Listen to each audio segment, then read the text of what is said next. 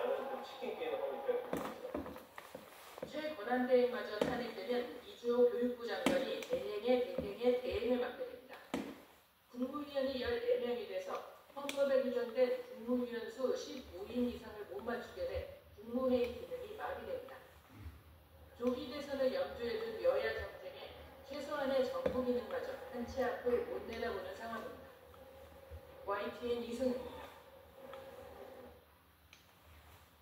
비상기업 사태를 수사하는 고위공직자범죄수사처가 내란 혐의를 받는 윤석열 대통령에게 오늘 오전 10시 소환을 통보했습니다. 다만 윤 대통령 측은 공수처가 내란죄를 수사할 권한이 없으니 불법 수사라며 불출석 가능성을 시사했습니다.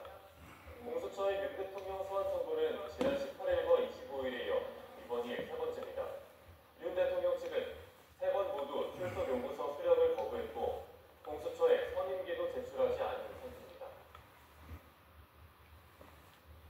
경찰 특별수사단은 내일 비상계엄 사건과 관련해 정진석 대통령 비서실장을 피고발인 신분으로 불러 조사할 계획입니다.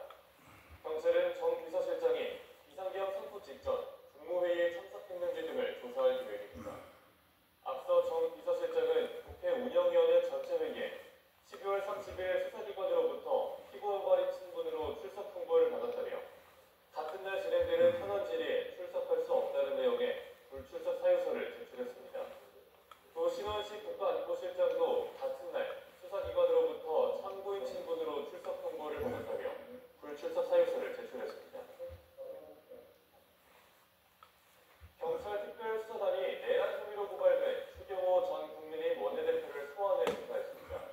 휴대전화에 대한 통신 영장도 집행했는데 통화 내역을 근거로 개혁당의 행적을 집중적으로 조사하겠다는 방침입니다. 김지선 기자입니다. 비상계엄 사태를 수사하는 경찰 특수단이 추경호 전 국민의힘 원내대표를 소환 조사했습니다. 첫 소환이 불발되고 무범죄 출석 요구에 응하면서 토요일 저녁에 조사가 진행됐습니다. 경찰은 추 전 원내대표의 휴대전화에 대한 통신영장도 발부받아 통화 내역을 분석하고 있습니다. 앞서 추 전 원내대표는 민주당 등으로부터 내란 혐의로 고발당해 피의자로 입건됐습니다. 민주당은 추 전 원내대표가 비상계엄 당시 여당 의원들을 강사로 불러 모으거나 국회의장에게 본회의 시간 연기를 요청해 계엄 해제 표결을 방해하려 했다고 주장했습니다. 이에 추 전 원내대표는 그동안 혐의를 강하게 부인해왔습니다. 계엄 선포 뒤 의원총회를 소집했지만 국회 출입이 통제되면서 장소를 국회 밖 강사로 바꿨다는 겁니다. 또 우원식 의장에게 본회의 연기를 요청한 것도 의원을 모을 시간이 필요했다는 취지로 해명했습니다.